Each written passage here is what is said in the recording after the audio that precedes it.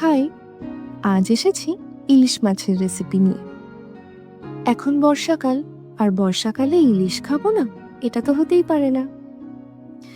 যদিও এটা seasonal fish, তবে আজকাল তো সারা বছরই পাওয়া যায়। কিন্তু বর্ষাকালে টাটকা ইলিশ মাছ খাওয়ার মজাটাই আলাদা। আজ বানাবো সর্ষে ইলিশ। বাইরে ছিটি বৃষ্টি, আর লাঞ্চের মেনুতে সর্ষে ইলিশ কেমন জমবে বলো তো? সর্ষে ইলিশের রেসিপি তো ভীষণই সহজ।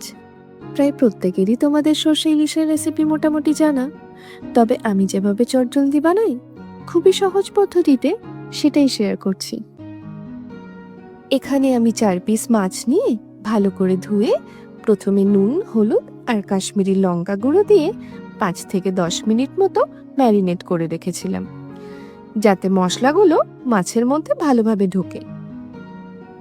তারপর কড়াইতে 3 টেবিল স্পুন সর্ষের তেল দিয়ে ভালো করে গরম করে নিতে হবে।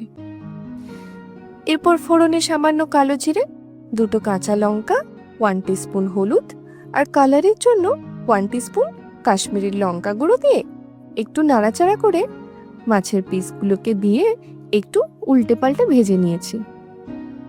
মাছ ভাজা হয়ে গেলে আগের থেকে পেস্ট করে রাখা সর্ষে বাটাটা দিয়ে দিয়েছি।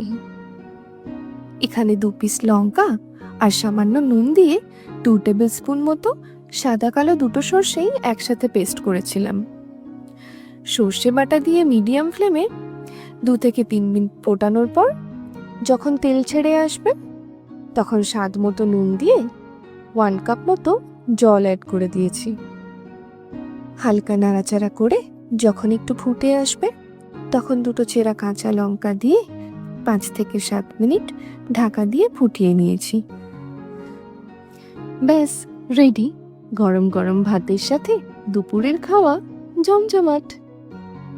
রেসিপিটা তোমাদের কেমন লাগলো কমেন্টে জানিও, আর ভালো লেগে থাকলে please like, share and subscribe করতে ভুলো না। দেখা হচ্ছে নেক্সট ভিডিওতে। Take care.